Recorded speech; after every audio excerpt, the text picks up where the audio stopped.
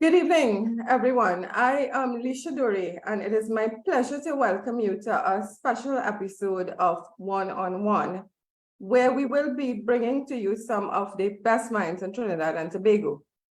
Tonight, we have brought together an exciting team of experts to get their reactions on the much anticipated fiscal 2024 budget, which was delivered in the Parliament yesterday by the Honorable Minister of Finance, 𝗲𝘅𝗰𝗶𝗁.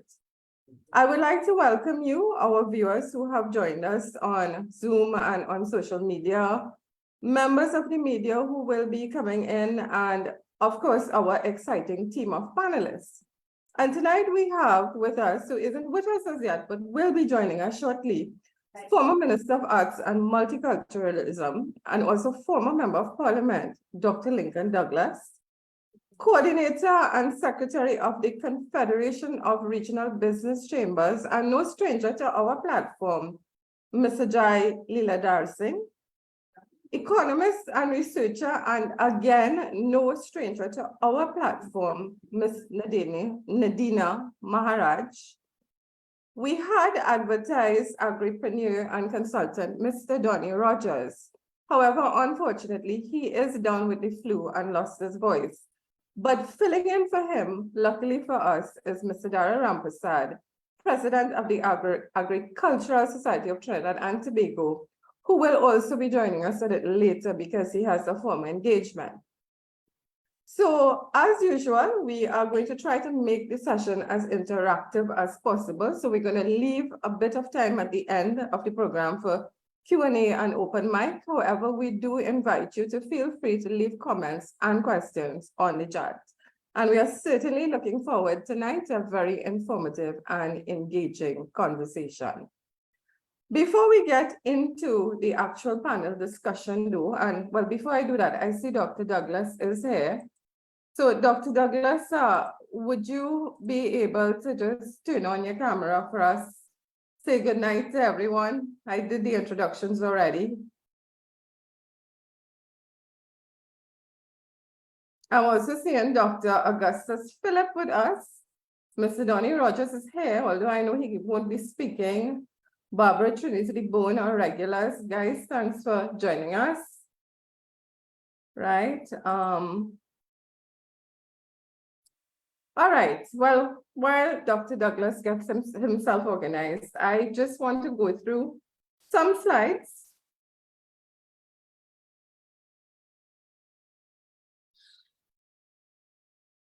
Are you all seeing these slides? Yeah. Okay. All right, so just very, very brief.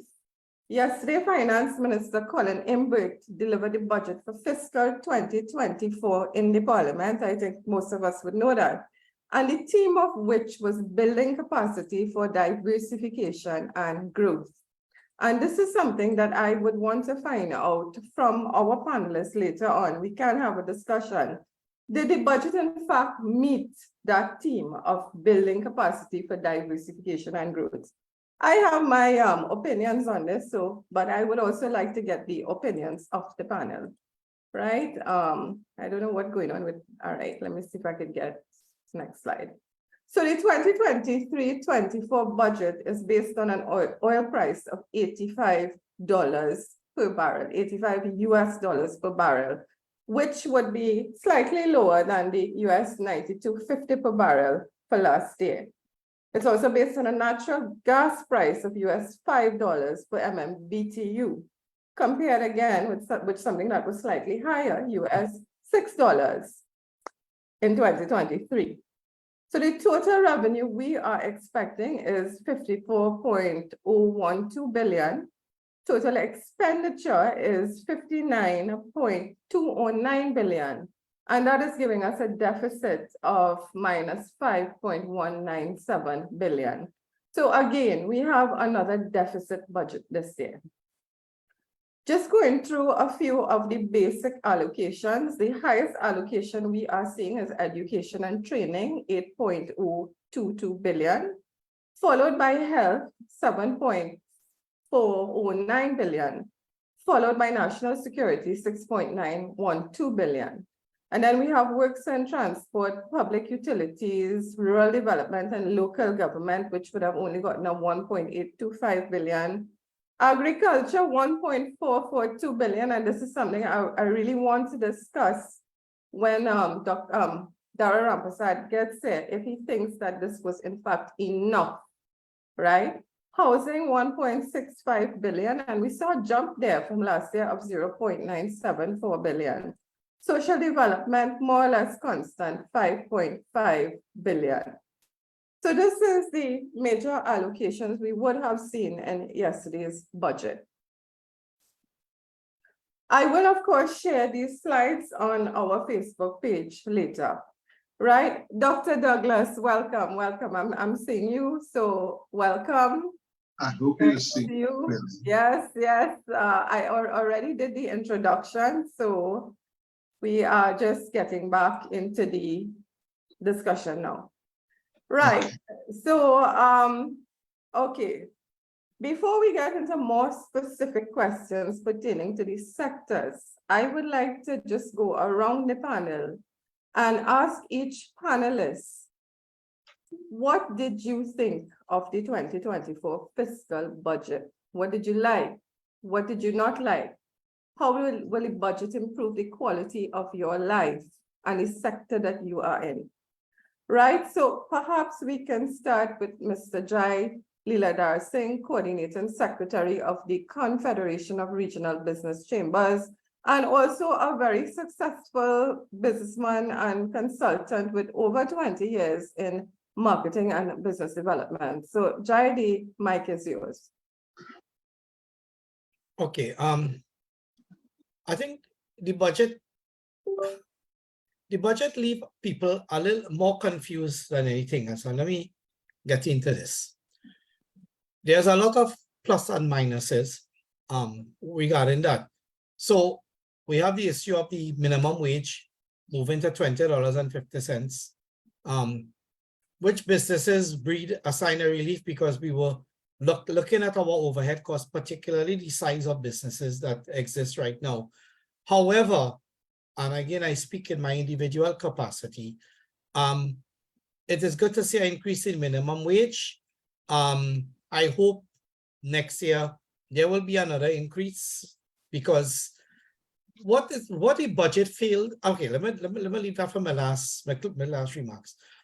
But there's also issues with the National Insurance Board and its fund and the unsustainability of it. The talk about raising the retirement age that was discussed at length today at the Hyatt with the finance minister. The whole issue of stimulating the small and medium enterprise sector regarding the availability of foreign exchange. There is a window that is opening in the Exim Bank. I spoke today to the CEO, Navin Dukaran, regarding a certain amount of US available for the SME sector, not those involved in the manufacturing sector, but those who are operating. And we also, a suggestion was made to the Minister of Finance in that when the central bank is allocated the US dollars to the different banks, to a certain amount is allocated for small and medium enterprises, and this should have been done a long time ago, because people were using their credit cards, and then when Republic Bank curtailed it, that caused a big issue and a strong market disruption. The other thing, but I want to come back to the NIB fund. You see, we don't know what is the state of it. All of these things are being kept under wraps. And it is worrisome because NIB is in fact the third largest financial institution in Trinidad and Tobago. And I will put it in the US phrase, too big to fail. But where is it failing? Where are the investments going? What is really taking place? And then NIB have some serious shareholders in other state enterprises. And where does that mean? So I dealt with the whole issue of foreign exchange. I dealt with the issue relating to NIB. And I will just touch on the third point, because I want to give the other speakers a chance to express themselves, is crime and security, which is a big issue for everybody. Now, I was expecting a very intensive discussion in the budget presentation regarding crime and security. I only see three things regarding the police. hire 1,000 extra policemen rather than the 300. $80 million allocated for police vehicles. We need the vehicles. And then, of course, $15 million for small boats to do riverine patrols and small coastal patrols. I heard nothing else. Nothing to do with the cameras on the highway, if it is working, how will we track movements of criminals. I did not hear anything regarding to acquiring aerial assets to deal with crime helicopters and drones, those type of matters. I am not even hearing that there may be government-to-government arrangements with the US or one of the best security countries in the world, Israel, regarding satellite technology. This whole situation has gotten out of control. I am pleased to hear about the scanners, but the scanners is coming next year. And in the meantime, and I'm quoting McDonald Jacob on this, the guns are coming through mainly through our legal ports of entry. And how is that happening? Why is that happening? And why is nothing being done to deal with it? That is the issue. And you see, things are not being leveled with properly in the population. How come guns are being found in bonded warehouses?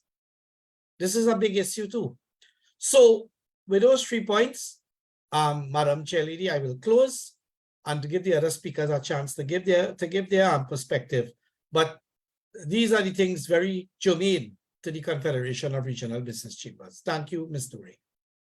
Jai, thank you very much. Jai is the secretary and also the coordinator of the Confederation of Regional Business Chambers. So he would have identified some of the areas that are important to the regional business chambers. And certainly crime is something that we want to touch on. And I know our next speaker, Nadina, you definitely want to speak on that. So I'm just going to pass the mic across to you now. Thanks, Leisha. Good evening to everyone, other panelists, everyone who has joined us this evening. I sit here, I see you have me as economist researcher, but I sit here as a citizen, as a taxpayer of Trinidad and Tobago. And my perspective on this budget is governments say what they have to say when it comes to a budget.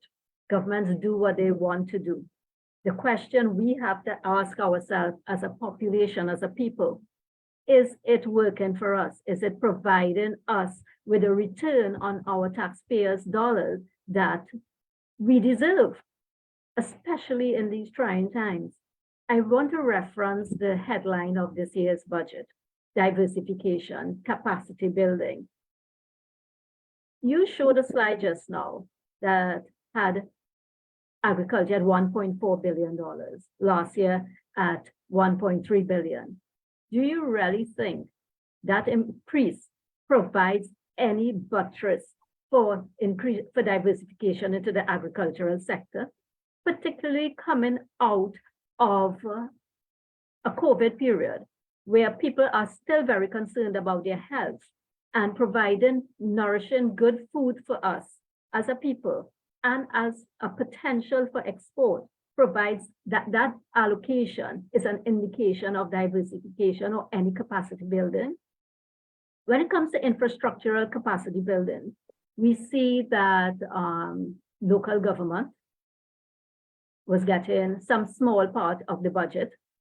If roads are part of our infrastructure and they are in such a dilapidated state, how can we talk about capacity building, the fundamental aspect of the movement of goods and services in our country before it reaches any port for export? What are we talking about? So on those two counts, it has failed completely, and I am left severely disappointed. Let's look at what Jai spoke about: crime. Crime, well, I find it rather interesting. And I did put together some slides, which I wouldn't get into now. But today alone, just watching the news, we saw facades being invaded. We saw citizens speaking and saying, no, they're not leaving anybody. That's the guy's comment on TV6 today. They're not leaving anybody. They're wiping you out. They're destroying you. And look at the fear that's generated in the population. Are the comments by the minister is the allocation by the minister, is the attention by the Minister of National Security equivalent to the fear within the society? Does it attend to it? In other words, has the budget addressed our concerns and our fears?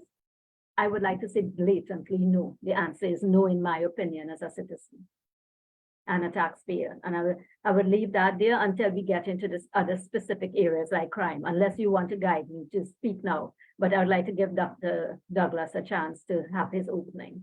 Okay, so we will go over to you, Dr. Douglas. And Dr. Douglas is a former minister and MP. In fact, I was saying my former MP. Dr. Douglas, so probably you could just share with us, what are your general reactions to the 2024 budget? What did you like? What did you not like? How is the budget going to improve the quality of your life and the sector that you are in? Well, first of all, budgets are always a thing that bother me a lot. So I started off by saying ministers will say what they want to say and politicians will say what they want. And that is true. We have to find a way in which you can make a political government accountable to their budget. You can't tell me that you say my budget this year will be 10, and in the middle of the year, you say you're done with it and you're starting to spend 20. That is, I find that totally acceptable. And we should make the things in the budget a test as to the efficiency of the government. If you say you're going to accomplish 10 things, and then at the middle of the year, at the end of the year, you only accomplish 1, what has happened to the rest of the money? And so in a lot of ways, I find that budget is generally a waste of exercise, a meaningless exercise. Secondly, this budget in particular, I sat down and listened to the whole budget because I had to do this response. And it is probably the first time I listened to the whole budget, except having to be in Parliament. And it is always very, very tedious. And this one in particular has been extremely tedious because Colin Wood is very boring to me. I used to sit behind him in Parliament, and it was very bothering to me to listen to him because he tells blatant lies and he mixes up statistics to confuse you. And he doesn't bother that that's what he's doing. I'm saying this from a personal standpoint. I really shouldn't. But he's a person that bothers me a lot. And I consider this budget a lying budget, a thieving budget, and a dunce budget. I use dunce here because it has no creativity, no plan. Things are not connected to an overall plan to say that they're going to accomplish something. And that is very bothering to me. They lack any creativity. There's no new idea that you can say, wow, that's a new idea. I never even thought about it, that they could do that. But they just go with the basic minimum.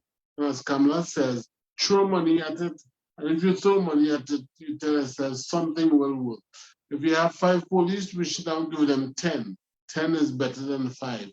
And they feel that will. But there's no creativity as to why people are committing crime, how they commit these crimes, under what conditions, how do we address these conditions? There is no thought.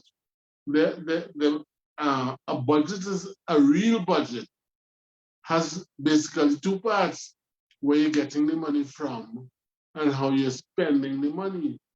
And they don't spend any time on telling you about how they're going to get the money. They simply talk about spending money. And that is designed to be a political scheme, a political trap, to help you to just make a point that we are giving you something or we are doing something for you. No, that's not the case. We have hired you and you are supposed to do these things. If you don't do them, then we're supposed to fire you. People in Trinidad and Tobago are not firing their politicians and their political leaders for not accomplishing things. They come up with this idea that they know they're going to get money from oil and natural gas, and they just accept that as a norm, and they spend the money. But right now, we're approaching a point where oil is not a infinite quality. Right now, we are at the place where it's going to come to an end, and that's why the budget has been designed as diversification and whatever else. And they have no way has said that how they're going to diversify the economy. They brought up a number of things, especially in the areas that I participate in a lot, which is culture and cultural reform.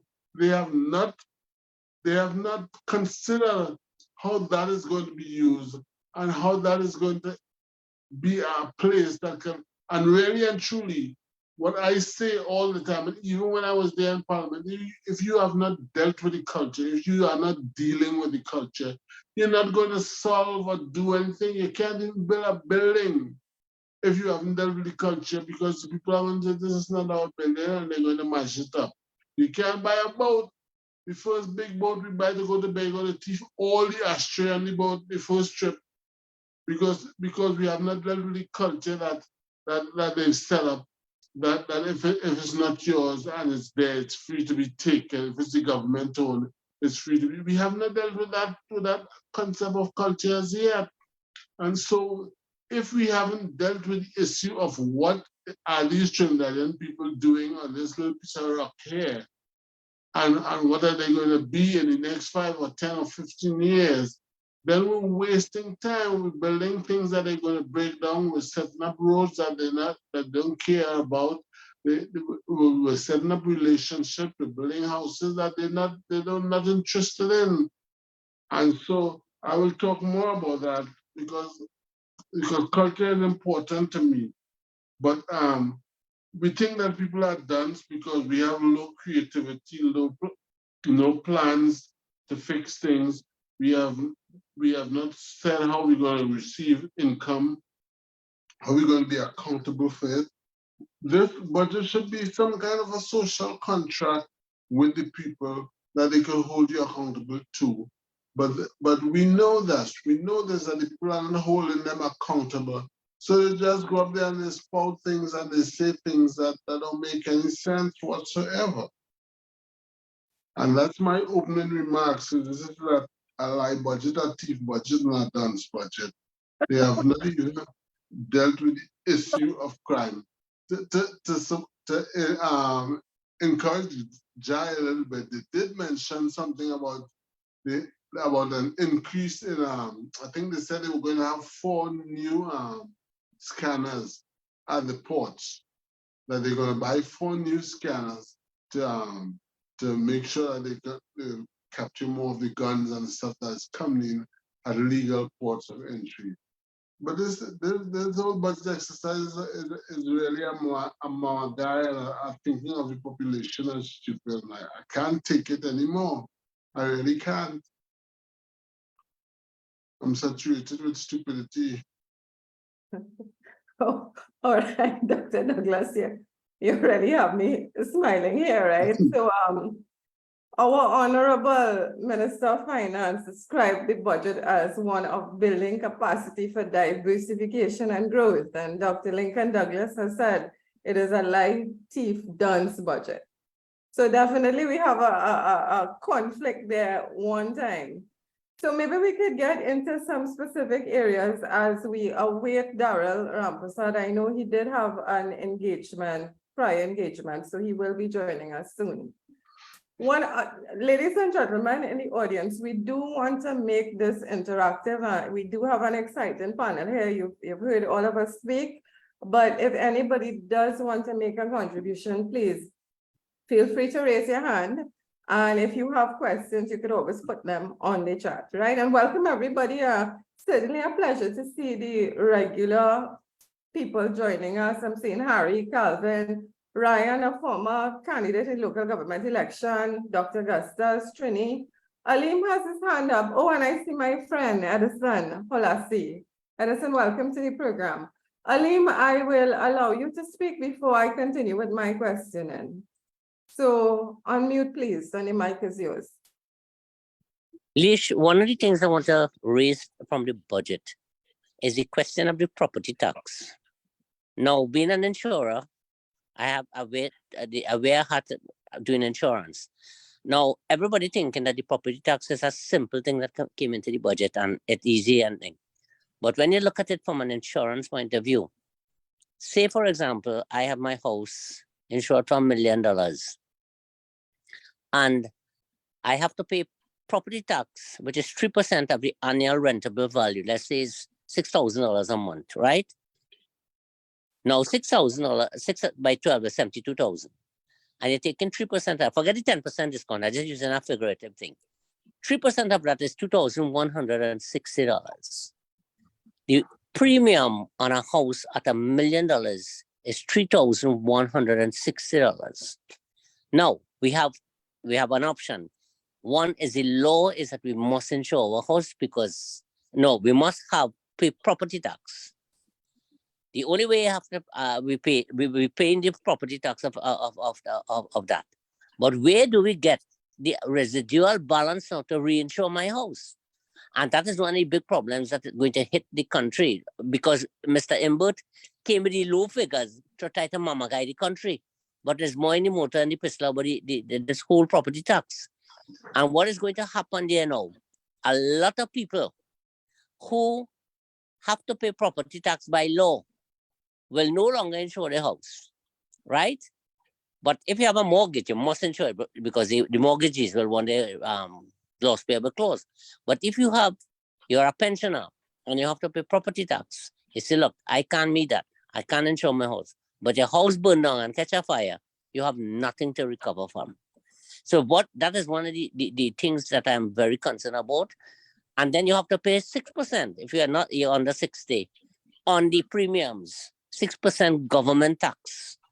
So it is 6% plus 3% on property insurance. Then when the commercial come, but the thing about it is it's a big blow to the consumers, the citizens. And what's going to happen now with the property tax? It is going to be passed on to consumers by people who are even business people because they have to make up the money. So I am concerned about that, and I am hoping that this property tax never could. Local government reform and using that for local government reform, the way how this government operate, they will say they're giving money more to the local government bodies, and they're getting none. They go find some excuse. So I just want to raise this with the panel as a matter of concern, and it is very, very concerning because I've been involved in this business in terms of the insurance industry, and it is going to affect the insurance industry because when we start to lose businesses, our business, we are going to get cut in our income, and like many companies who might have a lot of staff, they will have to send home staff because they have the fixed assets to pay and they have to pay salaries. So what they will do? They will have to pay, they will have to send home staff. And in addition to that, with the new thing with the minimum wage as an extra $400 in salaries. So we are going to see some falling apart in the employment situation. But so you see, is while everybody's think the budget is good, it is nothing in the budget is good because they have not. Alim, if I could just interject there, yeah. I want us to get into this minimum wage a little later and talk about it more. I want to give the panel an opportunity before we get to Mr. Rampersad. I see he has joined us, right? Nadina or Jai or Dr. Douglas to respond to Alim's concerns about the property tax. Well, my issue with the property tax, you know, I say it's a lying budget, is that they say there will be no new taxes. That is stated in the budget. There will be no new taxes, and then there will be a property tax in 24. I want to interject there. I think what was said, people can correct me, is there's going to be an increase in existing taxes. However, we have a new tax, property tax in 2024. So well, there'll be an increase in taxes. So they come with any amount of new taxes. It's a way of using words to really confuse people, to tell you that there'll be no taxes, but they're coming up with new taxes, but they tell you there'll be no increase in tax. You know, the other thing is, when I was in government, we were prior to being in government, we were very resistant to the property tax, and the reason we weren't against the property tax per se, but there was how the property tax was going to be implemented. because in the US where I lived for a long time, property tax was definitely linked to the to developing the state of the community, right? It was designed for schools and for whatever to help with the community. They're going to put the property tax into the general fund, and so they're going to have more money now to thief and to take. Correct, And come Lincoln. back at the middle of the budget to ask for more money. And that is what we were against when we were talking about access tax. We were talking about Correct. finding a proper way to implement tax that is not a burden and burdensome on the community and not providing the quality of community that you Lee- want. May I jump in as well? Sure, absolutely. Yes. As an economist, putting on that hat now, I am very concerned about that property tax from a point of view of generating further inflation. We Sure. saw that the increase in fuel charges on the population, what it did to prices in our country. The question of affordability at the supermarkets, right? Any increase in utility rate at this point in time, any imposition of any cost push inflation, of which property tax will be a cost push factor, as businesses pass on that increased cost to the consumer, as landlords pass on that cost to renters. We are going to see further increases in prices, further inflationary, it will have an inflationary impact. We have a survey that's going on right now. And in terms of persons who are struggling to meet their current expenses, an average of 55% of persons say they are struggling to meet their current expenses in Trinidad and Tobago. This is throughout the region, throughout the country, including Tobago. What Of percentage is that? Sorry? 59, 55%. 55% of persons are struggling to meet their expenses, okay? 7% of the population, between 5 and 7%, said they have it hunky-dory, they have no problems, right? Of that 55% that's struggling, 75% said it's an extreme struggle. 25% said it's a bit of a struggle. What did that struggle or did that condition where our population is at, was that taken into consideration when this government was preparing the budget in terms of bringing the budget closer to the population? I believe not. I think, in fact, it's not believed. I'm quite aware based on what was presented, that was not taken into consideration. So coming back to that point of property tax, any tax at this point in time or any penalty that acts as a cost push inflation that affects almost every aspect of production that is passed on to the consumer is going to create severe havoc and further poverty, bring us down into further poverty in this country. And we're already seeing what is happening on our streets. We have homeless people increasing. In fact, Arangwes is a place that I never saw vagrants and homeless people in previous to the past 3 years. And what is being done about it? We cannot afford that as a society. Okay, I see Mr. 𝗲𝘅𝗰𝗶𝗁, President of the Agricultural Society of Trinidad and Tobago, has joined us. Darrell, welcome. Thank you so much for joining us last minute. You know, he is filling in for Mr. Donnie Rogers. So Darrell, just generally, what are your reactions to the 2024 budget? What did you like? What did you not like? How is the budget going to improve the quality of your life? And of course, the sector you're in, which would be the agriculture. Sector. Yes. Well, pleasant good evening to all, and sorry for my late entry. However, I want to jump right into the conversation as it pertains to property tax and also minimum wage at the same time too. The increase in minimum wage does not improve our lives in Trinidad and Tobago, because we have a very high cost of living in Trinidad and Tobago. And if you was to calculate an individual working on basic minimum age, as opposed to what is the basic requirement or the basic cost or the cheapest rental fee for an apartment in Trinidad and Tobago, we need to start producing magicians in Trinidad and Tobago to survive as individuals in this country. Adding to the property tax, and I agree with the other speakers when they said that homeowners and property owners are going to pass on that property tax to persons who are renting at this point in time as well, right? So based upon the cost of living, based upon also the increase that we received, that does nothing for the average Joe in Trinidad and Tobago at the same time. That does nothing for them. As it pertains to property tax and passing it off, we know that that is going to take place. The cost of rental is going to increase in Trinidad and Tobago. Besides that, in terms of property tax, have we taken into consideration how many persons are actually self-employed in Trinidad and Tobago?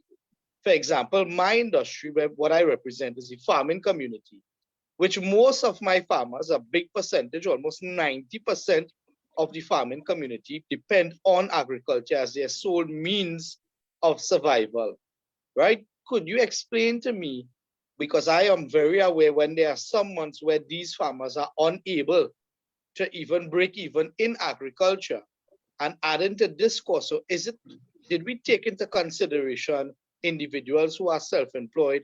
What about individuals who have inherited properties at the same time too? Which is quite a large percentage of individuals in Trinidad and Tobago inherited certain sizes of property, however, are not involved in maybe the family business or whatever they was involved in previously to have such a property at the same time. It's going to have a huge effect on almost every citizen in Trinidad and Tobago, one way or another, as it pertains to property tax. And in most of my discussions, I always tell persons, even in my farming community, that we as citizens, we are supposed to be the ones holding the power. And if we continue to accept these things that are passed on to us as the government, which means that we encourage these things to take place at the same time. So we need to make a stand as citizens of Trinidad and Tobago against these things that are taking place, not just in forums as these, but there are other means and methods in getting this word outside there. I'm not saying that we need to take to the streets burning tires, but at the same time, we need to get the message across at the same time, because this relates to and could be compared to medieval times, tax the poor and the rich get richer, right? So at the same time, these are some of the aspects that we need to look at. As it pertains to the budget in the agriculture sector, what we heard, for example, as it pertains to the stimulus package, is something that we have been hearing before. We have also heard in terms of infrastructural improvement, which the Agriculture Society has been lobbying for aggressively for the last 2 years for improvement in agriculture infrastructure. Now we are hearing that a budget of $150 million is going to be allocated to 𝗲𝑜𝑟𝑚𝑒𝑟 agricultural enterprises to deal with agriculture infrastructure in Trinidad and Tobago. My question is going to be how, and how are we going to execute that? Who's going to identify? And all these kind of questions are going to arise sooner or later, how we go about doing so. It was mentioned certain areas where works were done. However, that was actually since the physical before. Some of these projects was actually completed, however, started in the last physical budget at the same time. So for example, 𝗲𝑜𝑟𝑚𝑒𝑟 was one of those that was mentioned, right? And that bridge that was repaired in 𝗲𝑜𝑟𝑚𝑒𝑟 was that way for almost 2 to 3 years on the point of collapse. So I don't think any praises was due there, because at the same time, in terms of agriculture infrastructure, what is happening in the other areas as the Orange Grove Planting Project, Jerningham, Felicity, Tabakit is a food basket. What is taking place in these areas? I think that we should have at least been able to identify and proudly state that we were able to service more than one planting project in Trinidad and Tobago, especially still using the pandemic as an excuse when we realized that food and the farming community was of utmost importance at that point in time. Of all of that, one farming area was identified. What is the status with the rest? while it was commendable of the youth programs, they mentioned increasing in the youth programs in different aspects of agriculture. That is commendable because we need to encourage the next generation into agriculture at the same time. But they mentioned leases, and I'm well aware, I'm outside almost every day. Up to today, I was in a farmers meeting as well, right? And farmers are still struggling to get leases up to as much as 30 years. This still continues. So in what methods are we going to address that? So whilst it's commendable that we are encouraging these youths, but are we encouraging these youths to end up in a frustrating point as we have the existing farmers today? To fix agriculture, we still need to deal with the existing agriculture and the existing farmers in this country. So while it's commendable that we are assisting the youths in agriculture and getting youths involved in agriculture, what is happening to our existing producers at the same time? We have heard about $250 million to go towards the incentive program. How many farmers are able to access the incentive program? And how many farmers have submitted claims over the last 3 years, that registered farmers who have not yet been compensated? Are they going to be compensated out of this 250 million, or are those claims dead now? These are some of the questions that we need to ask. So whilst it is sugar-coated, right, we need to look at where we had salt in the wound at the same time. Because, for example, the 𝗲𝘅𝗚𝗎 squad is one that was mentioned, which is mentioned in almost every budget, right? And I always speak up about the 𝗲𝘅𝗚𝗎 squad because for the past year, that is an entity that was almost non-existent. And if you go around to the farmers, sometimes I get bashed from officials for speaking the truth, but if you go around to the farming community, 𝗲𝘲𝗚𝗎 is one that is out of hand. And we still need to start about talking about coverage between the other organizations or other agencies, such as the TTPS and the soldiers and whatnot. So whilst it is that we boasting that on 𝗲𝘲𝗚𝗎, and there was a statement that went out from the Ministry of Agriculture recently stating that 𝗲𝘲𝗚𝗎 is all well and good, and they are training officers and they are conducting meetings on a regular basis with the farming community. I call BS on that statement. Why sugarcoat reality, what is going on right now? As the president of the Agricultural Society of Trinidad and Tobago, meeting with farming groups from North Trinidad to Southern Trinidad, I have the same complaint when I ask, what are some of the issues in your area, starting with 𝗲𝘲𝗚𝗎, and that they are not seeing these people. So why put out a public statement stating that these individuals are outside and also conducting regular meetings with the farming community, because this is untrue? Why sugarcoat a statement for the public? We need to be realistic as to what is taking place. So I have heard some persons making statements that some of the things that was quoted in the budget seems to be unrealistic. There are some things that I would say is commendable at the same time, but there are some things maybe that we need to join together to get the job done as well at the same time. Because I always say, it makes no sense just being a critic. Let's bring solutions to these things and see how well we could partner with one another and get the job done to benefit. And when I speak about the agri sector, not just the agri sector, Trinidad and Tobago on the whole, because we have a lot of areas that are just based upon agriculture. So when we speak about agriculture, and of course we must eat, the pandemic already showed them that, right? We must eat. Why are we not taking care of these individuals in the proper way? Because I could tell you, as the president of the society, the position in what I hold right now is a begging one. Because I continue to beg on a daily basis. I beg the Ministry of Agriculture to work together with us. I beg the ministry to help the farmers of Trinidad and Tobago. I beg them to deliver the services that is due to these individuals. And it was once stated that is a private sector, agriculture is private sector, but on the other hand, why not give us our basic needs, which is our infrastructure, what we're asking for, taking into consideration, again, we went through the heat wave. So again, I wanted to make a point there as well. When we talk about climate change, we have our method of thinking in Trinidad only pertains to additional rainfall. No, it does not. It relates to the different weather patterns, right? And again, I will say, how prepared are we as a country to deal with the effect of climate change? how prepared are we to deal with the effects of climate Could change? you raise In that and question? outside of that. Saying that we are not prepared for any kind of adverse natural disaster. I was in Grenada after they had the last major hurricane, the Hurricane Ivan, and 85% of the infrastructure was damaged. I can you imagine Trinidad receiving a serious hurricane or earthquake or something? And it's not a matter of if, it's just a matter of when. And we are totally unprepared, especially when it comes to the area of food. Food security is the most critical thing. And I think this alone demonstrates that the administration doesn't think about the community or the population. They think about what security they have somewhere in Miami or wherever that they can find if things get hard. But food security is, you must be able to feed your national community. If the US put a blockade on whatever, we cannot eat in Trinidad and Tobago because all we were thinking about is whether we could buy this or buy that, as the case might be. But no, we should be able, if they close all the borders in the world, we should be able to take care of ourselves, to eat something. And they don't think about these things. Food security is critical. Dr. Douglas, how long have we been saying this? How long, as citizens of Trinidad and Tobago, have we been having this discussion?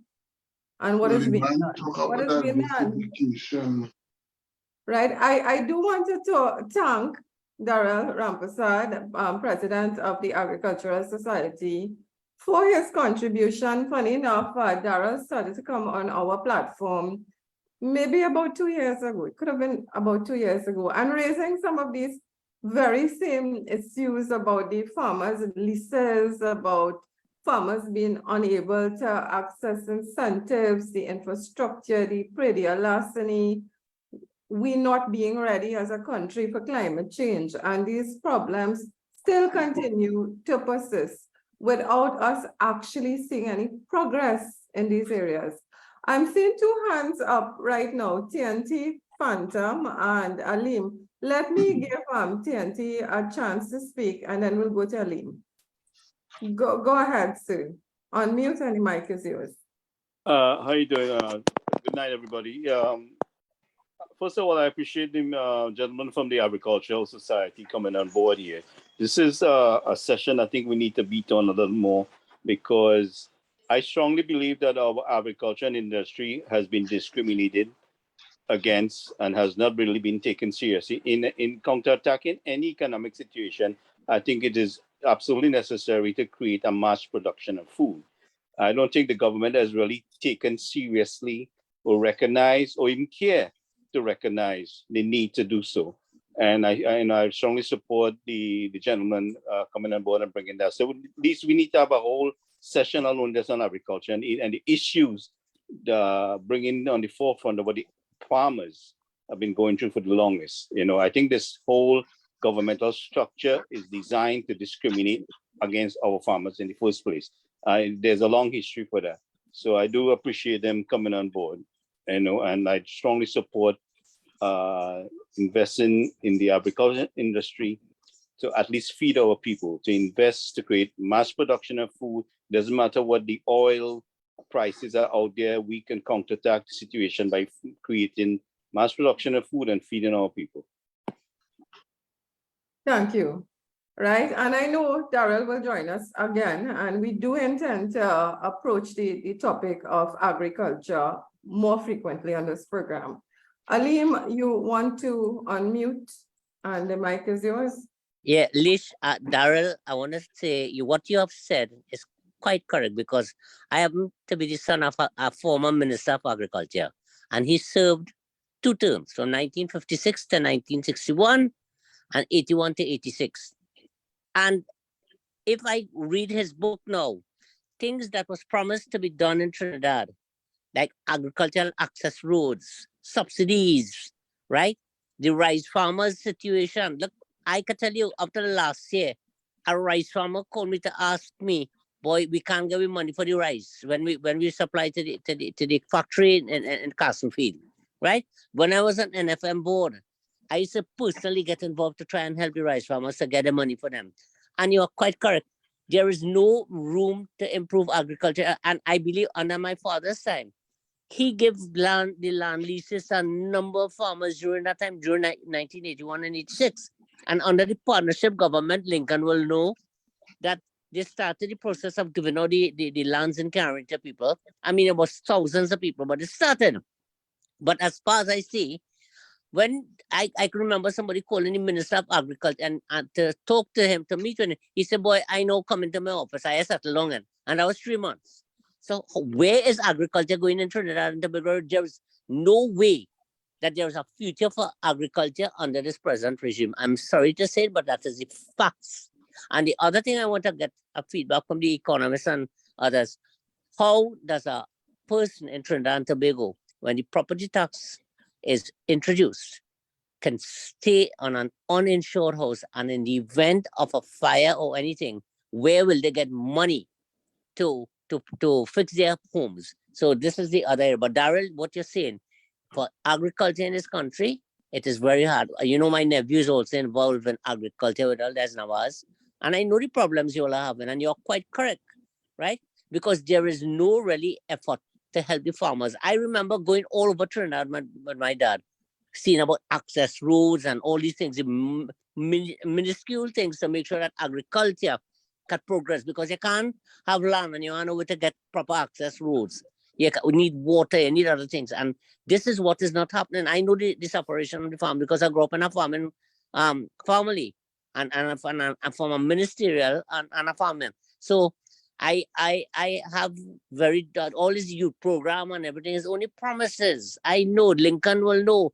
And I was involved with Lincoln and in the tax with Prakash, right? So I am saying that what all the old talk about agriculture, I find too not enough money was allocated in the budget to agriculture. We need much more money to be involved to put agriculture in its full place.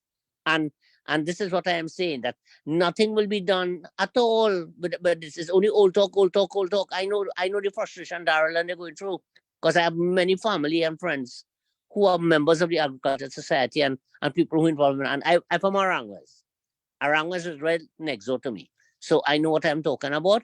And this is my little contribution with respect to agriculture and the question of people who will not be able to afford to insure their homes. And in the event of a fire, earthquake, a flood, what is going to, who is going to do it? Where they will get money? This is why we need to press on this government not to implement this property tax under no circumstances. And I'm looking forward to see the opposition response to the budget and how best we will not allow this property tax to come intervene, and what they will do for farmers. As far as I see it, Daryl, it's a bleak situation for the farmers until maybe in the next year or so, if there's when there is a change of government. That's the most I could say about it, because I grew up in a home, and I grew up and I know the kind of things, because I used to go all over Trinidad with him when he was doing all in Centeno, when they were doing programs, etc. I know about all these things. So this is my contribution on those two areas. Thank you, Alim. So some very passionate contributions on agriculture and the property tax. Definitely two hot topics there: climate control, climate change, right? That definitely is something that we would want to look at as well. Now I'm just doing a little time check. Time really flies when you're having fun. It is 8:54. So I want to tell the audience, if anybody has a contribution to make, please raise your hand. I mean, we want to make this as interactive as possible. We will be looking to wrap up pretty soon. Darius, may I just say, Darius' contribution takes us back to the title of this year's budget, diversification and capacity building. And it shows that there is a huge deficit in that with respect to agriculture. His contribution, and even Alim's contribution, speaks to that. And as Dr. Douglas said, it almost makes a lie of what is the title of the budget. But I will pass over to Jai on the question by Alim, because I mean that that is, to me, is self-explanatory. How are people going to manage in such a situation? I mean, I can't say. It's just another case of people trying to fend for themselves. So Jai, I will pass that question over to you to handle. And I would like to deal with some issues on crime before we close off, please. Okay, absolutely.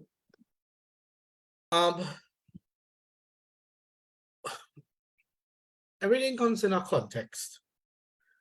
What is plaguing the SME sector right now? Okay, so I'll just deal with some big ticket items. One is the availability of foreign exchange. There are some measures put in place to deal with it, but what is not being discussed is why is there a decrease in foreign exchange stock or decrease in reserves? Because the credit cards that business people used to pay their overseas bills at one time had a limit of $25,000, and that had cut down to 15 and cut down to 10. The issue is that a crisis had to take place regarding Republic Bank and its cutting of the limit of the credit card to use for the government to move to a response. And what is also interesting is the fact that the Minister of Finance had to say that this decision was taken by the bank without talking to him. And the government owns 51% of the bank because they have held on to the CL Financial shares. So that is the first thing. So they are trying to work with the central bank, that is the Ministry of Finance, in the reallocation of FX to the SMEs. And there's a window, again, as I mentioned before, within the Exim Bank. And the Confederation do plan to have a chat with a meeting with Navin Tukaran of the Exim Bank to discuss this further and see whether these benefits could pass on to our members for them to continue operating. But there are other uncertainties. The other uncertainties are the whole aspect of the shortage of natural gas. Now, understand something. While I represent 12 business chambers under one roof with a total of over 3,000 members of SMEs split throughout the landscape, what is going on is that the energy sector is our mainstay. And there is a contradiction of events taking place in the energy sector. So let's begin. When you look at the whole aspect of the Chaguaramas Peninsula, where you have Massy stores have moved out, Republic has closed down, RBC has closed down, little or no activity in the Western Peninsula is taking place regarding energy. You go down to the whole aspect of Point Lisas, where you see the Titan methanol plant has closed down. A couple other plants have closed down. Even one of the nutrient plants is also not functioning to full capacity. And the supply of natural gas continues to dwindle because these plants are not operating at all. The Yara ammonia plant, which is called Braun, where I once worked, has closed down. We have not seen the revitalization of the former metal plant, although a group of investors have bought it out. I know the gentleman, Monty Pemberton, one of the best entrepreneurial thinkers this country has ever produced.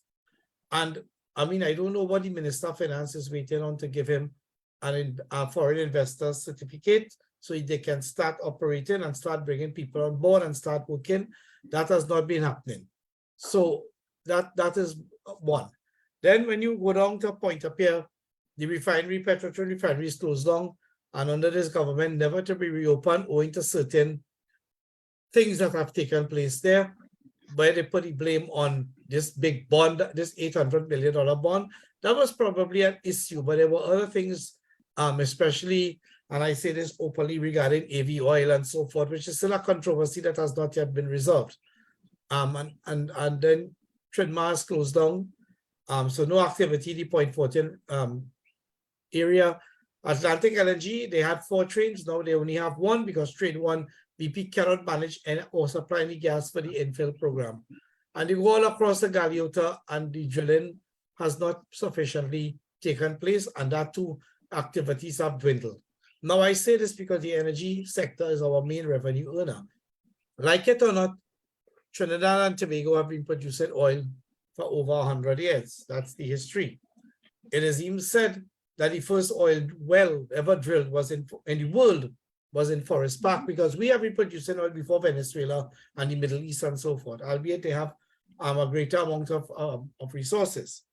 Now, the caveat is, in all of this, is that oil is going to be a sunset product very soon. Electric cars, methanol run ships. Well, I'm not an avionics expert, but something will be done regarding what will fuel airplanes and launch them into the air. So the two steps are renewables. I mean, I will not be surprised in sometime in the future. I will see wind turbines out in the Atlantic Ocean off Manzanilla and so on, spinning and generating energy.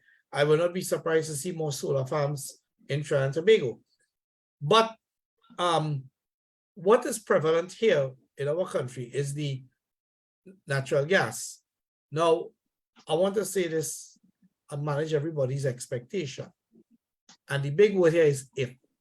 So if we are able to seal the Dragon Field gas deal with Venezuela and able to lay that pipeline, which is just to the other project that is on the North Coast, another natural gas field owned by us that Shell operates, we can start sending gas into Point Lisas and Atlantic LNG, and we will get a sign of relief.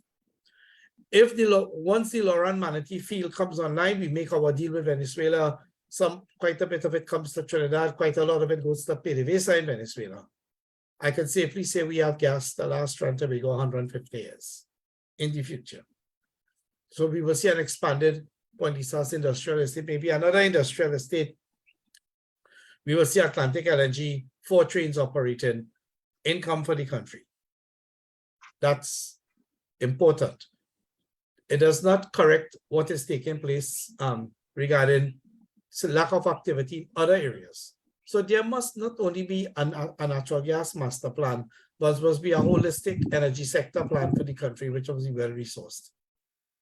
Now, let me come to diversification. And before I begin, I just want to touch on 4 factors that measures a country's economic well-being, which is government spending, business investment, consumer confidence, and a ratio of a country's imports to its exports. So today, the Minister of Finance was saying in 𝗢𝗲𝗄 today, oh, he loves the TTMA because they earn foreign exchange and they earn money for the country and so on, which is good, that we need more and more manufacturers to export more so we could earn more. The uncertain issue is that a lot of manufacturers do not want to repatriate their US dollars because they will find it difficult to access. So that's another topic for discussion regarding consultations between TTMA and their members and the Ministry of Finance. The whole issue of government spending, and we see in the road program, we are seeing other type of capital expenditure programs is needed. And what is appalling and what is making us, and maybe my words are too harsh, but what making us bear a semblance of a failed state are 2 things. 1, the appalling state of our roads. I don't think anybody here in this room will disagree with me. And it is causing more and more problems regarding internal commerce and regarding our working population. That's one. The second thing that I'm concerned about is the state of our power supply and the outages that are taking place. That is eroding our national competitiveness, especially when we want to have investors coming into the country, operating in complex organizations within the sphere of manufacturing or within the sphere of energy, that they need a regular and reliable supply of power. That is a big issue. And then thirdly, another big issue is the regular supply of water to residents. And water is needed for almost every purpose, business and resident. But that is understanding. So where does the budget address government spending? We see it in the different allocations and so forth. My view is that more could be spent, and I do agree that if it is that the government take a step to make the agriculture sector tax-free, I think a greater capex is needed regarding the well-being of the agriculture sector. And of course, Priya lastly was mentioned, and more resources need to be put there. business investment. Now, maybe we should ask the question, what are the levels of business confidence right now?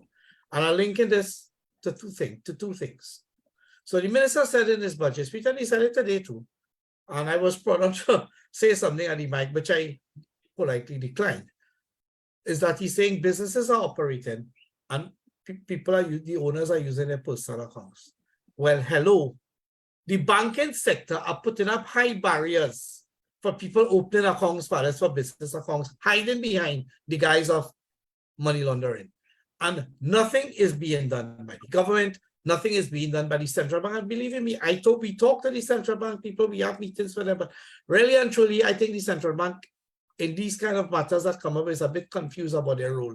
When we raise issue about bank service charges and so on, the ombudsman says a free market.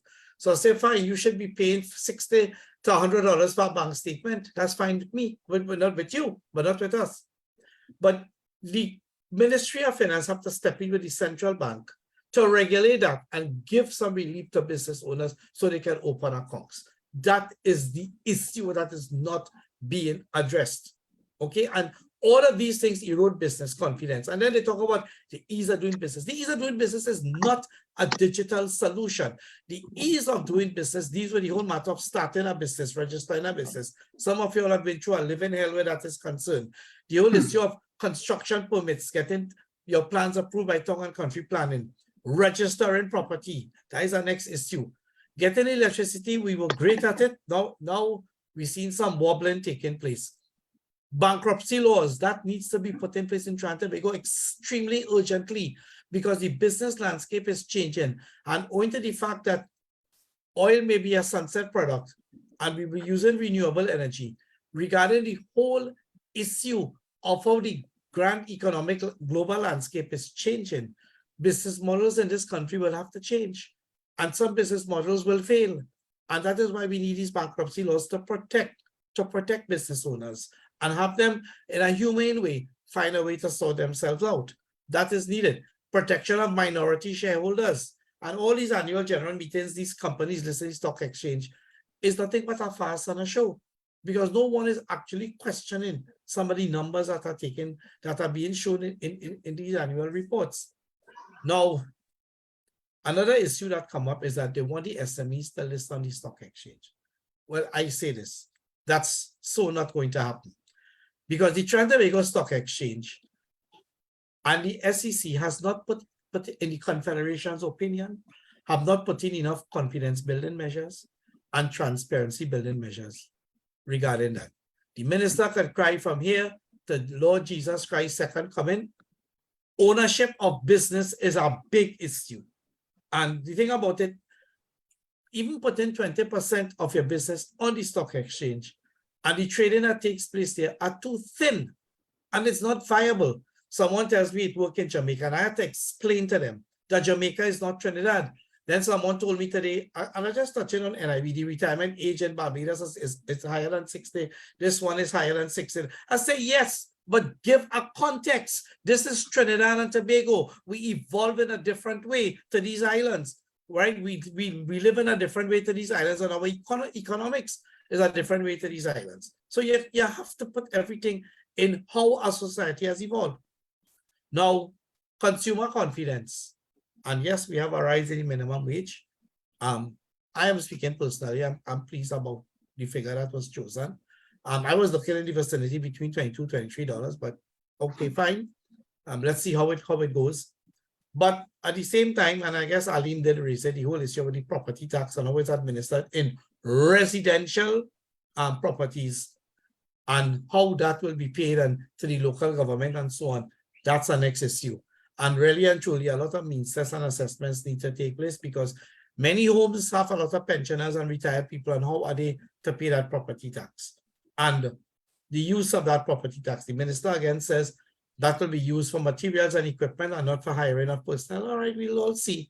Because my problem with the budget and budgets is one word: implementation, measurables, milestones, and metrics. Now, I've just given one example. And the reason I did not say anything today in the post-budget seminar by TTMA is that when they have it next year, I will going to record all what they propose to do, and I'm going to ask that question. I'm going to raise 6 or 7 points. Where are we with these things? But 2 budgets ago, the government said they would privatize the port of Port of Spain. Nothing has happened. Okay? And I want to touch on one last thing.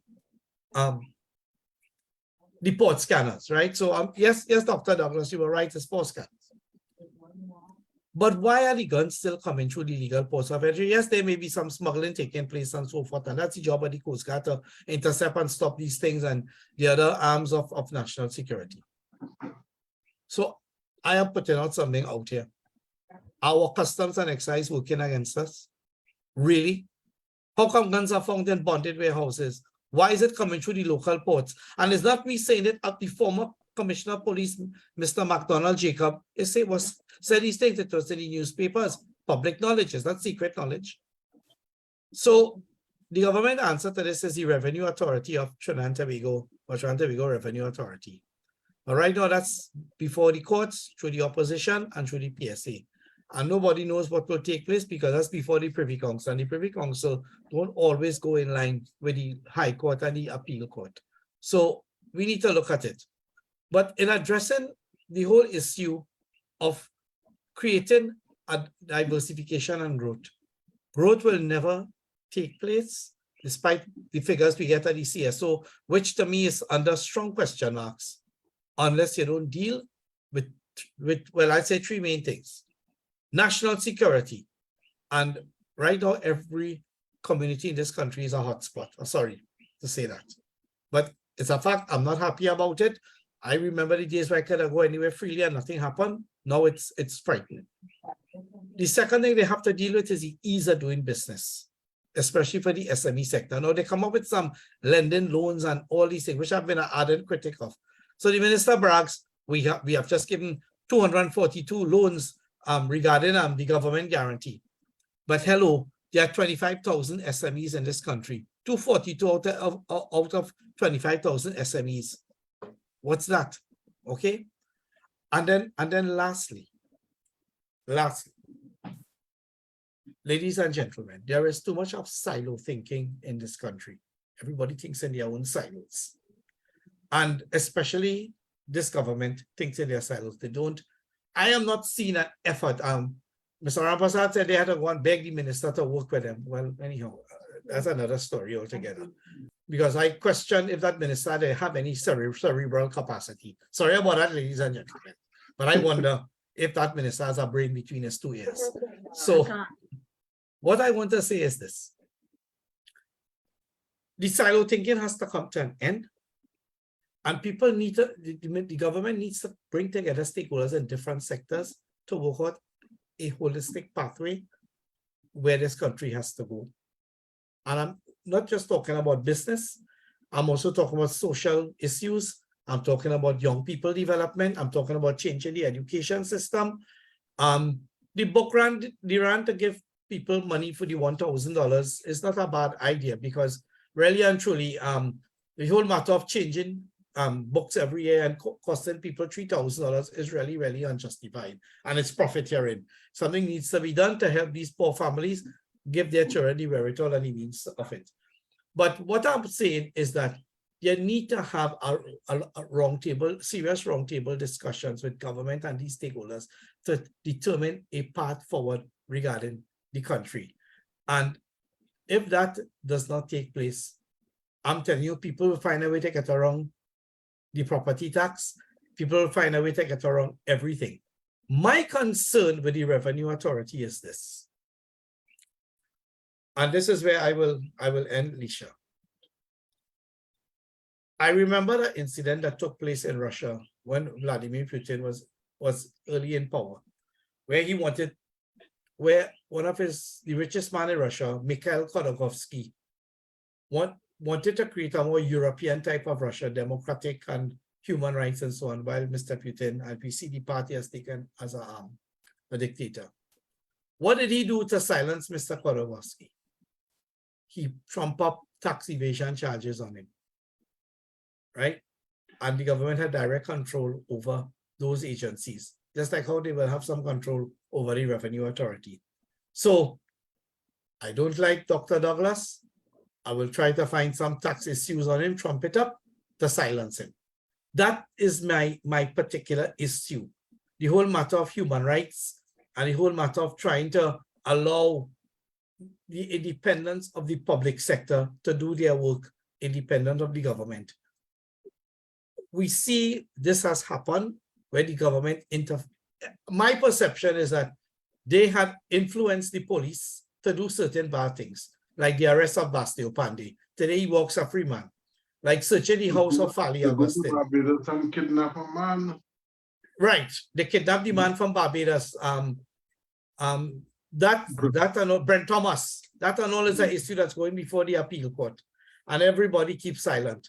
So my view is that if Trinidadians want to bring change, they will have to make up their mind that they have to find some way to protest this change, because the purpose of democracies is to bring back government into alignment. Dr. Douglas, we see this regarding the Vietnam War in the US and regarding the Iraq War in the US. We need to do something. We just can't sit back and sit back. This is where civil disobedience takes place. So I will close with that. There is a lot of uncertainty. We are seeing some stopgap measures, but not enough to take place regarding diversification. And yes, not just agriculture, we have to look at the whole issue of services, the creative industries, Lincoln, and other things where money could be made. The music industry is big deal in the US, as you very well know.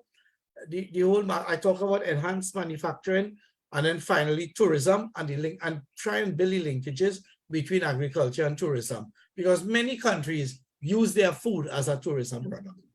With that, I close. Thank you. So it's always a pleasure to have you here, because we learn so much. Nadina, I know you want Yes, I want to take off from where Jai ended in terms of his contribution on the democracy and questions regarding independent institutions, and link that to the crime and the budget. I would like to make a quick presentation and get into retirement education and young persons migrating this country. Okay, so Nadina, a presentation. I know Trini has his hand up. We will take him after, and then after Nadina's presentation and Trini gives his comments, we'll just ask for closing comments and close up. Right. So it's all yours. All right. So I would like to place this.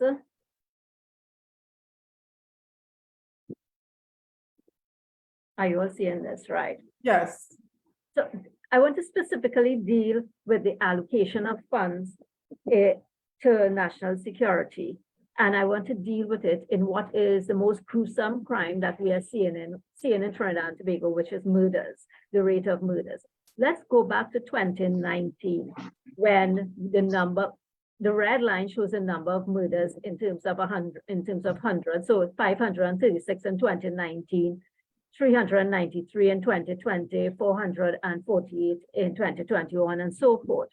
Then the green line shows the budgeted amount. So we have 6.4 billion, 5.2 billion, 5.6, and then the detection rate. The sources were the Crime Stats and the Trinidad Express newspapers. As we can see, what this shows is that even though we are allocating an increasing proportion of money into national security, our crime detection rate has collapsed, basically, and as well, the number of murders continue to increase. So in effect, what it is showing is that pumping money into national security, given the point that Jai was making, what are we doing other than just making this somewhat of a puppy show, that we are pumping more money into national security? Has it been effective? And we need to ask that as a people. I heard Faris Alwari, the Minister of Local Government, speak about the fall in the murders and serious crimes in 2020. That was the year of the lockdown and COVID. As you can see, it went to 393, and no attack on the TTPS. But given the resources they have, is it that the murderers and the criminals have to be standing still in a lockdown position for us to increase our detection rate to 14.5%?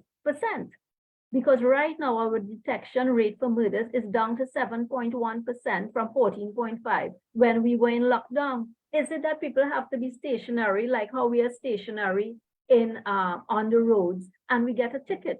Is that where our ability to detect crime and to issue charges lie? And I think this is a very revealing graph that we must pay attention to.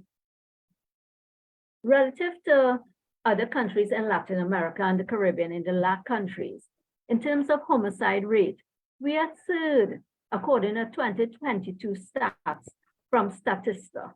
What have we done with the money that we are pumping into national security? And let's look at Colombia. And Alicia, maybe you can tell me, when I say the word Colombia or the country Colombia, what comes to mind? You're on mute.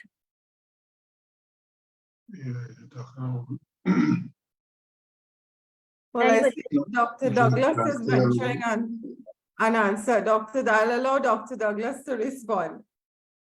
I was in drug cartels and Exactly.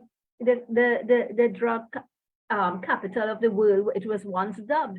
Let's look at Colombia in terms of its murder rate.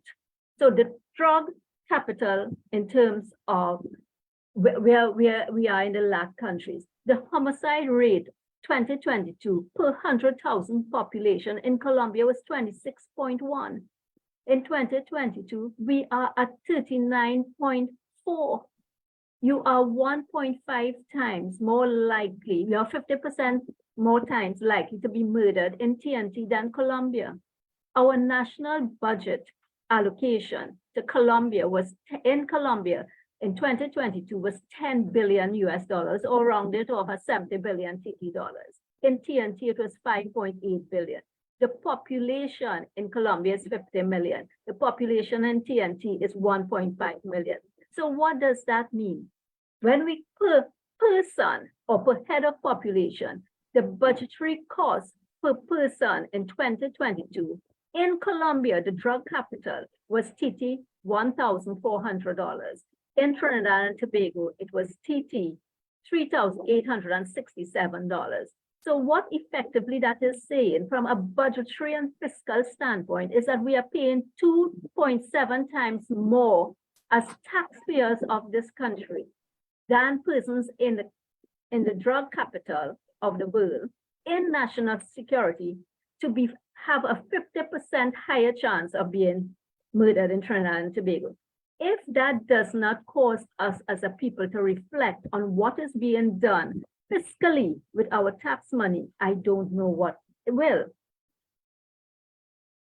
But it raises a question that Jai brought, and let me stop sharing this slide now, please. I'm trying to, just bear with me. Stop sharing, right, good. We are approaching 700 persons being murdered a year. Just in terms of, let's put aside the value of life for one moment, sadly. Those persons working at $6,000 minimum per month for working for 20 years would have contributed basically $1 billion into the economy, calculated over a 20-year period. Just say that they just work for 20 years. For a minister of national security to say he is not concerned about the safety and welfare of the population leaves a lot to be desired, not just from a life point of view, which should be the paramount cause, but from a fiscal point of view. These persons have earning capacity, and what are you saying? What are you doing? There is a value contribution of each individual, which we underestimate when we analyze these things.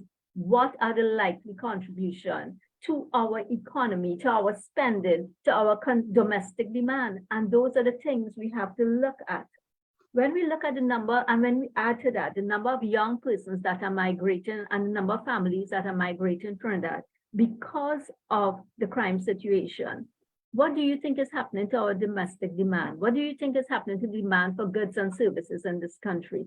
Our consumer demand has collapsed, and hence the closure of businesses in the malls and the small businesses and so forth.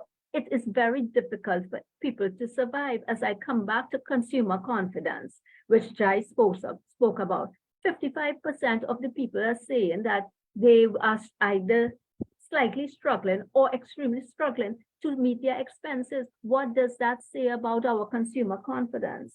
Let me quickly move on to, but getting back to one point before I move on to retirement at 65 years.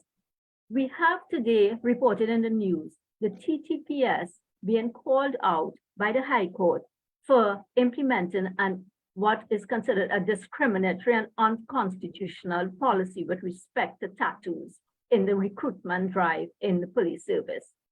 We have, as Dr. Douglas pointed out, a case where the TTPS was involved in the abduction or illegal abduction of Brent Thomas from Barbados.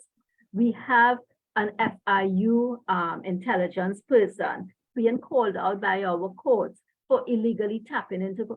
If all these persons, in fact, we could go straight to the current president who acted illegally in the firing of a former central bank governor. We have a prime minister who was involved in an unconstitutional act with respect to the merit list. So if all these institutions from prime minister, president, straight down to the TTPS are acting unconstitutionally, where does that leave us on crime? When they're the ones who should be protecting and observing the laws of this land. But let me move on to retirement age at 65. In the private sector, and I am going to take a point at the private sector at this point in time. The private sector is moving out persons 50 years and older and replacing with much younger persons as they pay them less than the older person, who place a higher strain on the medical insurance that is paid by the corporations. That's the private sector. As persons get older, they literally have more health issues, and they are moved out largely when they hit 55 and so forth. So these persons now are forced to access their pension at an early pension. Accessing early pension means that you're not getting your full due as to when you're retired. You're probably getting, 2/3 of what you were due, and your ability to survive on that 2/3 is much less given the prices that we face today. If that is the case, and you're now pushing retirement to 65, the ability of that person who is 55 or 50 or 58, who has been moved out of or reset out or furloughed out of the private sector, that person has to wait 10 years to be able to access their NIB funds. The ability to survive during those 10 years is really crushed and pushing them into a more difficult situation. How are we examining that increase in age when it comes to persons who have been furloughed, reset, etc., etc.? We are not looking at what happened, especially coming out of COVID. Education. Yesterday on TV6, with the Faris Al-Wari said he believes that the government was doing fairly well on education. I still would like to commend them on the $1,000 school grant, but over 2020 to 2022, 2,800, we had 2,800 dropouts, of which just over 100 was in the primary school, and just over 2,600 were in the secondary school dropout. What has been done in the budget to address these dropout rates that were significantly high? What was done in the budget to address the lower success rates that we were having over the years coming out of COVID? Who attended to these families? We cannot attend to this macro thing about, well, we shoved $1,000 here, take this. And you have specific families that are being affected and who have fallen out of the system, the education system. And I have heard nothing about that. And yes, finally, about unemployment. the minister boasted about unemployment at 3.7, which leaves a lot of the economists back then and wondering what was happening. Because 3.7% unemployment is really full employment in most societies. And I don't think if we look around here and we see the number of people that are unemployed, we could say we are at full employment. Something is significantly wrong, but nobody is speaking to the reduction in the labor force. And we have had close to 100,000 people who have dropped out of the labor force, and more so with increase in migration. Young persons who have gotten beyond and have attained at least their bachelor's and want to move on to their master's are unable to do so with the cost of education if they're looking at places like Arthur Lockjack and so forth, which the costs are sometimes $70,000, $50,000. They really don't have that. And people are migrating out of this country. What are we doing? And nothing in the budget has addressed that. Where's the capacity building when it comes to people? It hardly attends to infrastructure, far less people. And with that, I want to get back to the point I started with in my last sentence. We as a population have to examine for ourselves, forget what the government says or how they want to portray. Is this what we want as a society? Do we feel safer? What it is are we doing to correct and fix where we are today? And Jai spoke to it, and we have to start speaking up and making our voices heard. Thank you very much. Nadina, thank you so much. And again, we got such a lot of information there from you. What is resonating in my mind right now, we are 50 times more likely to be murdered in Trinidad and Tobago than Colombia. And wow, that is certainly something to digest. Okay, so a quick time check. It is 9:32, so we are in fact out of time. I'll allow Trini to make his comments, and then we'll take quick closing remarks and call it a night. As you could see, one session is really just skimming the surface for these kinds of discussions. Trini, the mic is yours. Hi, good night, ladies and gentlemen. A really impressive second session again, and very interesting and educational contributions by all of the speakers who spoke, including the impromptu speakers. I had a lot to talk about that were covered by many of the people there. Jai started off with talking about where we are in terms of energy and oil, and what are we doing to increase our foreign exchange earnings. We keep speaking about we have shortage of foreign exchange and what is happening with our foreign exchange, and we have done absolutely nothing. Back in 2015, we were producing close to between 86 and 92,000 barrels of oil per day. And we have dropped since then because there was absolutely little or no drilling for exploration or production or workovers between 2015 and almost 2019, 2020. That's when you had new drilling starting up, small new drilling starting up, and we could guess why that started to happen after the EV stuff happened. And they have given them a new incentive now for local leaseholders. I believe they have increased it to something like 20% as an incentive to incentivize drilling. That won't happen if they incentivize drilling for 2024. I know for a fact Heritage has about 9 wells programmed for next year.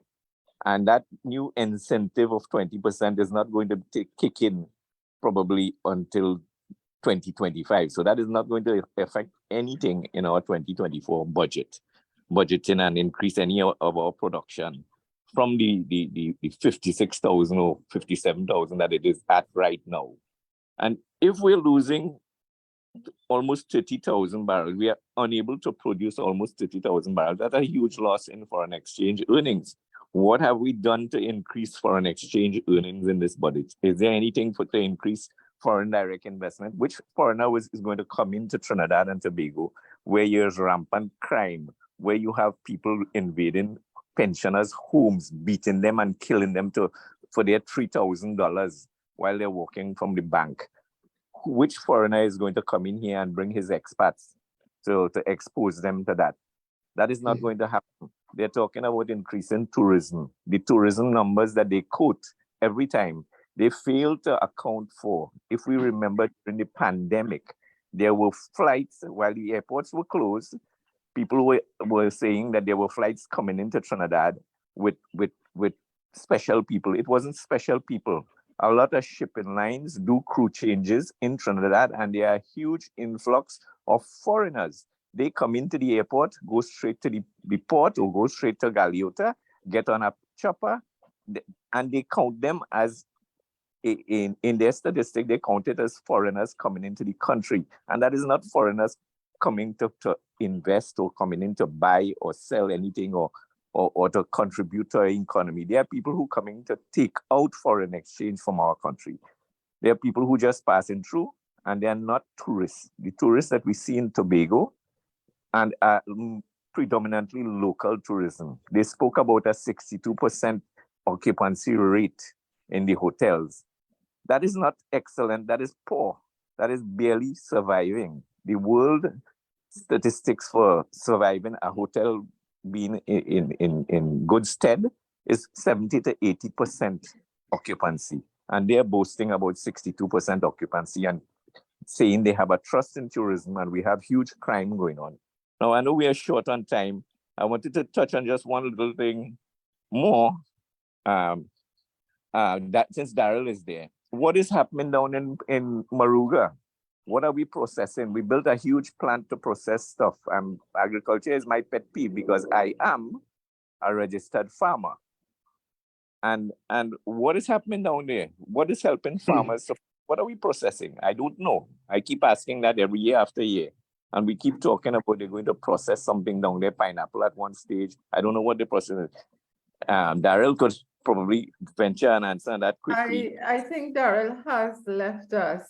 He actually had filled in as Donnie couldn't make it, and I know he had a few other speaking engagements tonight. So he's no longer with us, but we will have him back. Right. So, Well, thank you. Definitely thank you for your contributions, Trini. Very good contributions as usual. Saying that it's now 9:37, I'll take some closing remarks. We can probably start with Dr. Douglas. Any final remarks for us? Okay, I started off this debate by saying this is a lion, thief, and dunce budget. And I pointed out there, looking in the short space of time that we were here, the amount of things that we were pointed out which are discrepancies there. Some of them are plain lie. I think this government operates on a premise that you could tax yourself back into some kind of, you could tax yourself out of a difficult economic scenario. And that is not true. That it can't be done. That's like standing up in the river and trying to pull yourself out of the river by pulling up your socks. It doesn't work. You can't tax your people out of poverty. That just makes the situation more poor, number one. And the idea of putting forward a budget that only has expenditure, and you can't tell us where you're getting this money from, it's really a trick. It's a kind of hand is faster than the eye type of movement.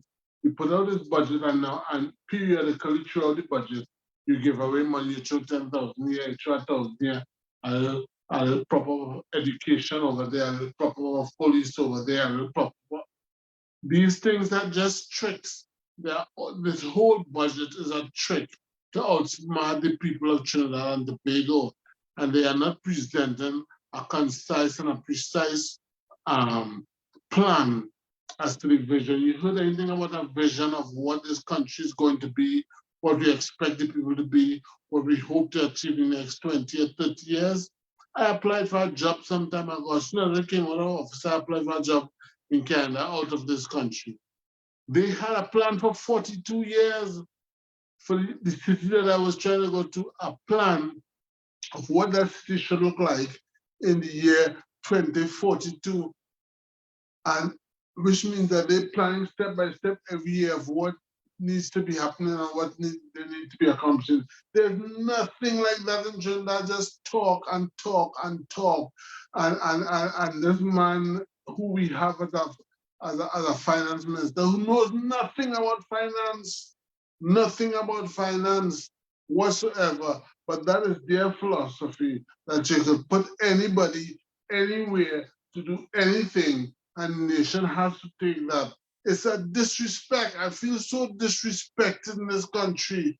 I feel so disrespected by the leading administration, that they could do all these things, that they could put people in education who knows nothing about education. They could put people in social development who knows nothing about social development. You know, they could put people to run finance who knows nothing about finance. And then you should just take them and say nothing. Anybody who opposes them throughout this whole presentation, he keeps insinuating and putting forward the idea that anything the opposition say is that they just oppose the government. I mean, this is total foolishness. If I hear COVID mentioned one more time, I'll just hit somebody. I mean, I was trying to count how many times he said COVID throughout this budget speech. So you're not going to ever stop blaming COVID. You didn't have a plan. You didn't have no ideas. Whilst you talk about culture. Dr. Ekul, I'm just clear that Trinidad will never get in the culture because we don't want nobody coming in here and making style, and he presented that as a kind of nothing to be important. And you don't understand it when you're trying to develop tourism. You have to train the whole nation. You have to train people to accept people, to be responsible to people, to treat people properly and all that. That has to be a whole training and education. You talk about culture. They've never respected culture. They've always read culture like a man who gets a pretty woman and you walk with she on the arm and just for people to say, boy, I like a girl. That's how they've always treated culture.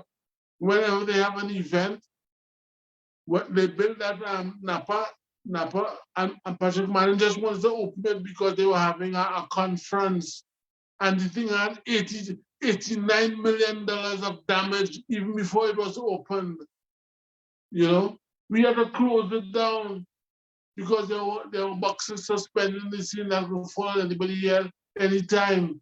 I mean, the Chinese didn't like that, but it's just like this constant disrespect of the nation, of the people, and you present that budget in a flurry and a kind of flamboyant manner. So I mean, what is that? What is that? I mean, a few little things about you'll give young people a little 1,000 here, help them out with some job here. No consistent plan about how to alleviate. Even the native people used to plan what they call is for the 7th generation. There is no planning in this country when it comes to money, and that's why I consider that all to be a thief budget. Now, when you don't explain these things, it's just so that you could constantly take money and nobody can ask you a question because nobody knows where it comes from in the first place. You just get some money that you're going to thief from. And we need to have a serious revolution in this country. The people of this country need to rise up. But they were trained that way. They were trained to be that way, to be subservient and take whatever they get and believe that they are getting something great. You know, it's like your father died and leave money for you, and he put a caretaker in charge of you, and the caretaker gave you fried chicken to take to school. And you feel it's the greatest thing, but you realize that all the time he was killing you and not giving you proper food and thieving the money. And that is what is going on in Trinidad and Tobago that is passing for governance. Thank you, Dr. Lincoln Douglas, former Minister of Arts and Multiculturalism, and also former member of Parliament. And it's always a pleasure to have you on this program. You're always so passionate and insightful. And ladies and gentlemen, you heard it from Dr. Lincoln Douglas himself. No respect for culture. You cannot tax yourself out of poverty. We need to know where we get any money from. No vision, no long-term planning. So I want to move now to Jai. Any final closing remarks for us? Well, I will just be brief. The thing about it is that people have to take interest in what affects them directly, and they have to lift their voices to be heard. We live in a democracy, and you have freedom of speech. What I think is critical is that if we don't like the way how we are being governed, we need to do something about it collectively, and not to sit down and expect manna to fall from heaven. That is not going to happen. You have to take your future into your own hands. As I said, a lot of the institutions, a lot of the government plans are not properly implemented, and we have issues. What I would suggest to everyone here in this meeting and those who are seeing us live is to take note of what the minister said he will do, roads, all of these things, and ask the question in 2024, was the things done in the last fiscal year? 9 out of 10, most of it will not be done. But I think that is the benchmarks we need to start doing. And we need to ask in our budget, and that is where I will close. When you start a budget, start off by saying, last year, these are the top 10 big ticket items, but this is where we are, what we have achieved in the context of these big ticket items. And one of the big ticket items for me is the whole issue of road repair and local and also doing work for communities and how the property tax was used. So in that regard, and in the interest of time, I would like to close at this time. Thank you very much, Mr. Ray. Thank you, Mr. 𝗲𝘅𝗍𝒍 Singh, who is the Coordinator and Secretary of the Confederation of Regional Business Chambers. Again, always a pleasure having you here. Very, very informative contribution, very impressive contribution. And we learned so much from Jai tonight. He spoke about many things: government spending, utilities, regulation of the banking sector, energy sector challenges. I forgot to say one thing, and yes. I will be brief, but thank you for the lovely words and the kind words. Oh, true. No, but really, it's an absolute pleasure having you here, right? And I hope you join us again. I mean, you know, I will ask you again. Yes. So let me tell the audience this. In the first oil boom we had in the started in late 1973, come down to 1983. We got through that oil boom because of a Middle East war between Israel and two of the Arab neighbors, Egypt and Syria. It's called the Yom Kippur War. Then now we are going through some buoyant oil prices because of the Ukraine war. But I asked you this question, and that again is your homework. What is the Minister of Finance doing to enhance and sustain economic growth, rather than relying on countries going to war with each other? That is the historical perspective. And then we have a HSF fund of 5.5 billion. You know what is the value of the HSF fund in Dubai? $883 billion compared to 5.5 billion US dollars. Where are we going? Thank you very much, Lisa. And they're taken from it. Okay, so over to Nadina, our researcher and economist here tonight. What can I say at this point, Lish? I would like to agree with the leader of the opposition, and something that was also echoed by Mariano Brown this evening, where that all the goodies, what we might see as goodies, back pay and those little trinkets that were thrown at us, may very well be in anticipation of an upcoming election. It may very well be an election budget. Yes. If it is not, and if certain things are implemented and we continue on the path that we have been continuing for the past 5, 6, 7, 8 years, I would just like to close and say, may God help us all. That's my closing remark. That's a very good way to close, actually. May God help us all. I just want to say thank you again to all of our panelists from the bottom of my heart and everyone who is here.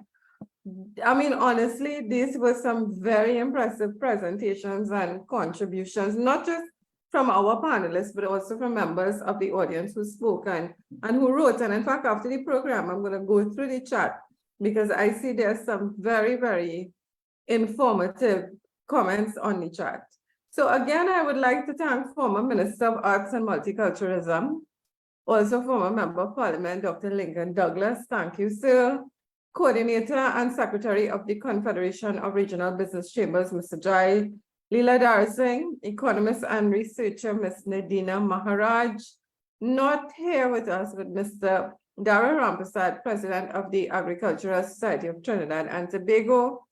Thank you all very much, members of the audience, members of the media, all of you all who would have made comments on the chats and so on. The chats are very active. Thank you all. Have a good night, and we will see you all again next week, Tuesday, for another episode of One on One. Thank you.